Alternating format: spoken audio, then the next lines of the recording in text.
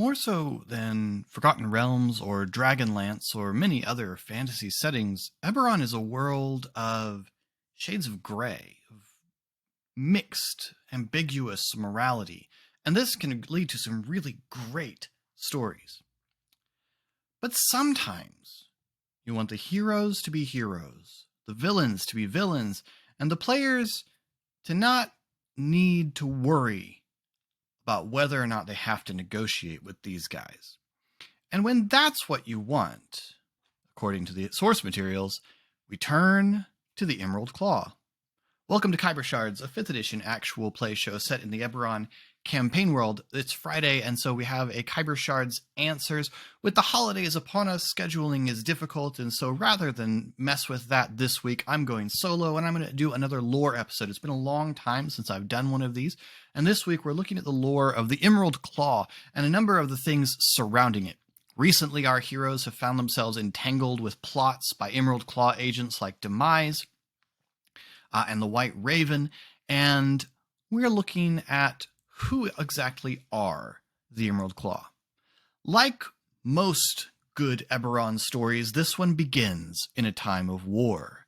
In the early days of the Great War of Succession, now referred to as the Last War, the nation of Karrnath in the northeasterly part of Khorvaire was under grave strain. While one of the most martially inclined of the 5 warring nations, the nation of Karrnath was woefully short of manpower. A famine had stripped its manpower reserves, and a number of bad turns in the early days of the war had further reduced the size of her army. And so the nation of Karrnath turned to 2 sources for a boost in manpower, both of them connected to a large religion in that area, though not a large religion in most of Khorvaire, the Blood of Vol. The religion known as the Blood of Vol is really all about self-empowerment. It holds that there are no gods, or if there are gods, they don't care about us. It's up to humanity to do the right thing. And the good news is you have the power to do that within you. The divine spark in your blood is where the true divinity lies. This is known as the doctrine of the divinity within. And the Blood of Vol in Karrnath raised a number of volunteer knightly organizations to fight the war on behalf of Karrnath. Furthermore, since the Blood of Vol reject the idea of the gods, they therefore reject the notion that the gods have some sort of ordered natural cycle, and things like life and death are, well, frankly, optional. And so the Blood of Vol has a long history of necromancy, and of dealing with and cooperating with the undead. This provided yet another excellent source of near limitless manpower. It being a war, people are always dying, and that means there's a lot of corpses around that a necromancer can turn into ready soldiers. End of a battle, turn your enemies. Raise the enemy soldiers back to life as zombies and skeletons and turn them on your opponents. All this the Blood of Vol brought to the Karrnathi war machine and elevated the Karrnathi war machine in such a way that Karrnath was very quickly swung around to the dominant side. Over the years, however, the volunteer knight organizations that had been spawned out of the emergencies of the early days of the war began to have a bit of an independent streak. One in particular began to give Karrnath rather a bad name among the nations of Khorvaire, and this was the Order of the Emerald Claw. A number of highly publicized events in which the Emerald Claw supposedly murdered non-combatants and then used their bodies to create undead legions, or slaughtered prisoners for the same purpose, began to be widely published in the newspapers of Khorvaire. And as Karrnath hoped to present itself as the rightful claimant to the throne at the end of the war, it was necessary that the reputation of Karrnath and the honor of Karrnath's armies not be besmirched. As such, in the 970s, the king of Karrnath having died suddenly and his young son, Caius III, having not yet reached his majority, the regent of Karnath, Morana, outlawed these volunteer military organizations and ordered them to disband and join the regular Karnathi army. Most of the knightly orders did so, and all was well. But the Order of the Emerald Claw refused, instead going underground, beginning to operate as a terrorist organization across Khorvaire, always claiming to be fighting for Karnath, but no longer under the control or command of the Karnathi crown.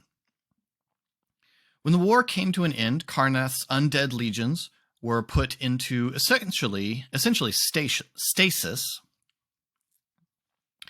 under massive forts at Atur and other places around Karnath, where they remain a emergency resource, but not active, as they do make the people of the other nations rather squeamish. Since then, even as the war has ended, the Order of the Emerald Claw has not stopped fighting. They continue to claim that they are representing the best interests of Karnath, and that their efforts will see Karnath rise to the dominance that it should hold. However, in 992, with the war coming to an end, the Order of the Emerald Claw were discovered to no longer be taking orders from the Karnathi crown or anyone in the Karnathi military, but rather from a mysterious figure known as Lady Ilmaro, very little of whom is actually known by the public. And that's where things stand. The Order of the Emerald Claw continue to operate as a terrorist organization, carrying out covert attacks around the Five Nations, often involving undead, and always claiming that they do this for the glory of Karnath. And yet, they are disowned and opposed by the Karnathi government, and no one can quite tell why their actions might possibly benefit Karnath. So what is going on behind the scenes?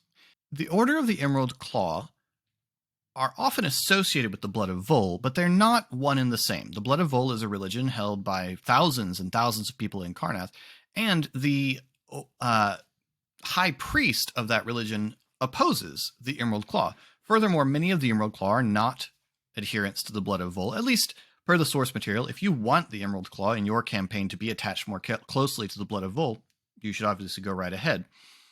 But per the source material, not all of the Emerald Claw are adherents to that religion. The Emerald Claw are, or would call themselves, patriots. They're radical nationalists in modern terminology. And that nationalism drives them to continue fighting a war that has ended, at least in theory. Why do they do this, though? Well, according to them, it is at the behest of this mysterious figure, Lady Ilmaro. Lady Ilmaro, according to the Eberron campaign setting, is the secret identity, or the public identity, to the degree that she is public, of one Erandis Vol, a millennia-old elf and the last living person to bear the mark of death. Erandis hides in a massive fortress in the far northeast of Khorvaire, and from there spins plots of how she might return herself to life, or at least to regain the use of her massive apex mark of death. Erandis lives as a lich, and has been so ever since she was, best we can tell, a teenager, when her mother transformed her into a lich to save her from annihilation at the hands of an elf-dragon alliance that were intent on wiping out the line of Vol, due to the fact that Erandis' mother was an elf and her father a dragon, and no one quite knew what a half-dragon with an apex mark of death would mean. Erandis is the sole survivor, to the degree that she is a survivor, of her house, and what exactly she wants is rather up to you, the game master. So, how do you use the Emerald Claw, the Blood of Vol, and the Undead of Eberron in your game? Well, obviously that's very much up to you, the Dungeon Master, but there are a few things about Undead that are different in Eberron. Normal people are still creeped out by Undead. Eberron's not like this. Everybody in the world is comfortable with Undead, unless you want it to be. But in Karnath, people are more comfortable. In fact, there are several prominent undead in the upper echelons of the Blood of Vol religion, including the High Priest, who is a mummy. There are, perhaps, at least conspiracy theories allege, we'll talk about conspiracy theories in a minute, as conspiracy theories allege, perhaps undead in the upper echelons of the Karnathi government. Well, if you want to use the Emerald Claw in your campaign, there are a few great ways to use them. The first is as bad guys who are just bad. Eberron is so great for its moral nuance and leaving space for the gray areas, but sometimes you really just need bad guys who can just be bad. It's fun. And the Emerald Claw are really good for that. They're the agenda of the average member of the Emerald Claw, who knows very little about this Lady Ilmaro who supposedly commands them, is one of super nationalism. It's a hyper-nationalist, Karnath above all, and down with everyone else. They're, not that distinct from Hydra in the Marvel Cinematic Universe or the Marvel Comic Universe. So they're great as bad guys who are just bad. Another thing that's great about them is that they can be a good progressive threat. They can be a threat that grows with your heroes. When you first encounter the Emerald Claw, likely what you're going to be running across is a few, say, soldiers, which are a very low challenge rating monster, possibly accompanied by a couple of skeletons or zombies, or, threw in a couple of undead for flavor. And that's it. That's a very, very good low-level encounter. But as they grow, you can meet champions of the Emerald Claw in the form of champions, blackguards, knights. You can meet undead champions of the Emerald Claw in the form of greater and greater, more powerful undead, death knights and ghasts and other intelligent and dangerous undead. Additionally, as the threat grows, you can introduce more and more spellcasters into the Emerald Claw lineup, necromancers being the most obvious choice, but any kind of spellcaster is great. And all of this means that the Emerald Claw as an organization can grow with your party. So even though at higher levels, your party is going to be able to just take out dozens and dozens of regular Emerald Claw soldiers, the more powerful members of the Order can still pose a very real threat to them. And if you want, you can take this all the way up to Lady Ilmaro, who's one of the very few genuinely, epic threats in the Eberron campaign setting. Another great thing about the Emerald Claw, the Blood of Vol, and undead in general in Eberron is the conspiracy theories. Karnath is a great place if you like conspiracy theories in your campaign. There are conspiracy theories that the King of Karnath, ostensibly Caius III, is not Caius III at all, but instead Caius I, the original King of Karnath from the beginning of the war, who's now a vampire. Oh, also, the regent for Caius III, also a vampire, and now one of the chief advisors of Caius III, actually the first. It's fantastic. This Lady Ilmaro, who is she? Is she this lich? The heroes can slowly unravel the true story of Lady Ilmaro, whatever that story is you decide for it to be.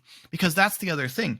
If you're going to use the Emerald Claw as a long-term threat. Now, and I want to mention here, the Emerald Claw can also just be a great organization to cause trouble along the way of your hero's journey.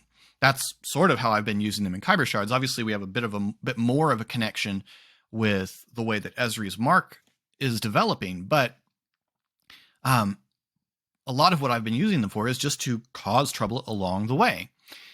And the Emerald Claw are great for that because you don't need to unravel their agenda to use them. But if you want them to be the focus of a campaign, then one of the things you got to decide is, what is Lady Vol's or Lady Ilmaro's agenda? Is she just an evil, powerful lich bent on the destruction of the world, or bent on just vengeance for the way that her family was treated? Or is she a grieving millennial-old teenager?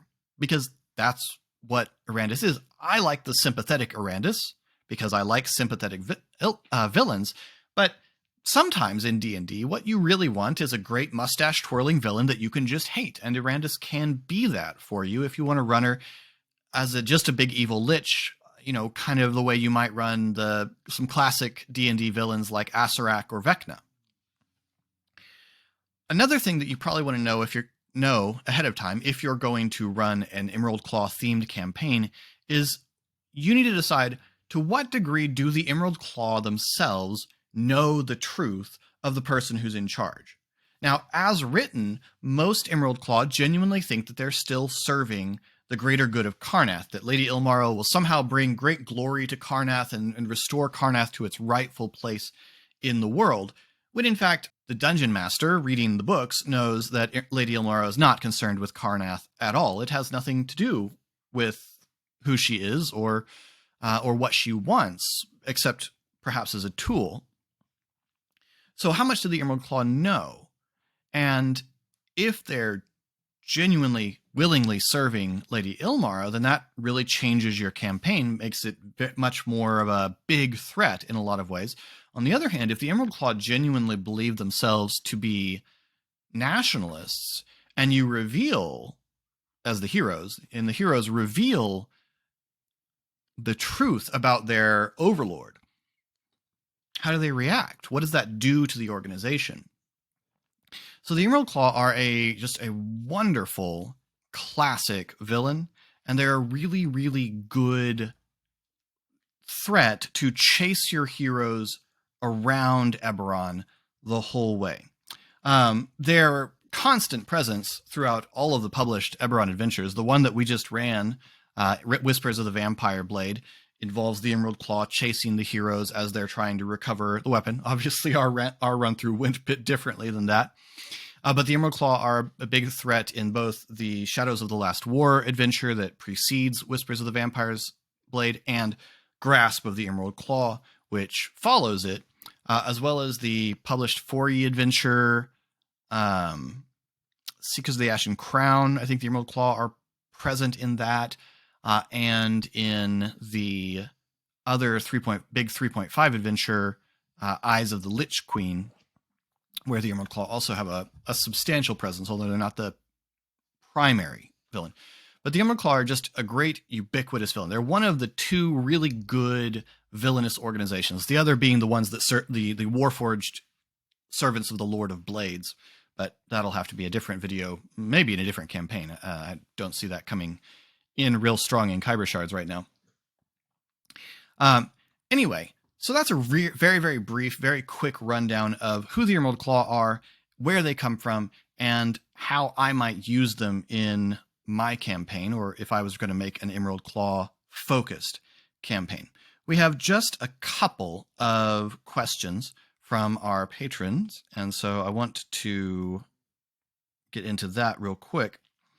The first of which is not specifically about this, but Nathan had asked, as a DM, where do you draw the line between player agency and metagaming with insight rolls and such? So that's a really good question, and I don't know exactly how to answer it. It became necessary for the players who weren't Eric to be able to determine at what point did their characters not believe him, because the players mistrusted Eric immediately. I mean, as soon as I say, everybody take off your headphones, let me have a private conversation with Eric, everybody's suspicious, and rightly so. But they needed some way to be able to determine when their suspicion translates to their character. And the best way to do that is an insight roll. For me, where the line is it between, where does it become metagaming, I suppose is a fair question. For me, I don't really worry about that, or at least I think that's not the thing you need to worry about. What you do, if you have a player character who is rolling insight checks when there's absolutely no reason to be suspicious other than that the player can look at the story from the outside and see where the narrative is going, then I would allow an insight check to discover only what could be plausibly discovered at that point. If your characters have no cause for suspicion yet, then an insight check isn't necessarily going to reveal a great deal of depth. But an insight check might justify a player character becoming suspicious. Insight check is not a lie detector. We use it that way, and both as players and as DMs, too often. it's not meant to be a lie detector. It's how good you are at reading people. So if player characters are just rolling insight checks left and right, I would stop allowing it to be a lie detector. I wouldn't say, oh yeah, they're totally lying. I would give them clues about the body language or personality of whoever they're making the insight check against. That would be how I would approach the idea of trying to pull back the metagaming aspect of insight checks. In the case of our recent episode, I don't think there was really any metagaming there. I think the player characters were doing an amazing job, or the players were doing an amazing job of not letting their suspicions translate to their characters until it became justified. At a certain point, Ari was behaving really strangely, especially when Malcolm suddenly was willing to just turn the whole ship around and do what he said he wouldn't do very vehemently a moment ago.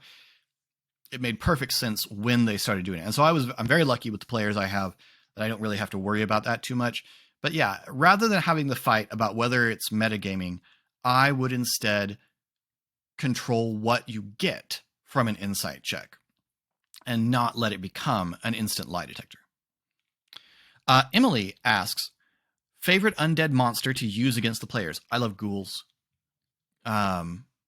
Ghouls are dangerous all the time.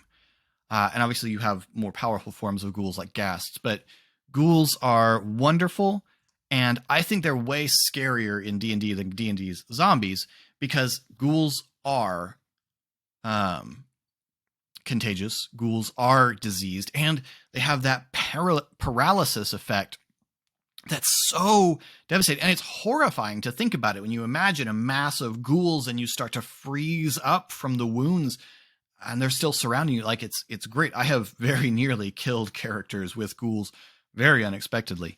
I think ghouls are great, and I think they really capture the zombie apocalypse kind of fantasy way better than D&D's standard zombies. For more intelligent undead, I think it's hard to go wrong with vampires, although mummies are not as much used D&D villain, but they're very, very fun and very, very powerful and have a lot of interesting abilities. Death Knights are also very good if you want a more sort of opposite of a paladin. And I think Death Knights make great, intelligent undead villains. So that's all we've got for this week. Thank you all so much for watching. You know, all the stuff down below. You know how YouTube works. New episodes of Khyber Shards will drop Monday. New Khyber Shards answers on Friday. And until next time, thanks for rolling with us.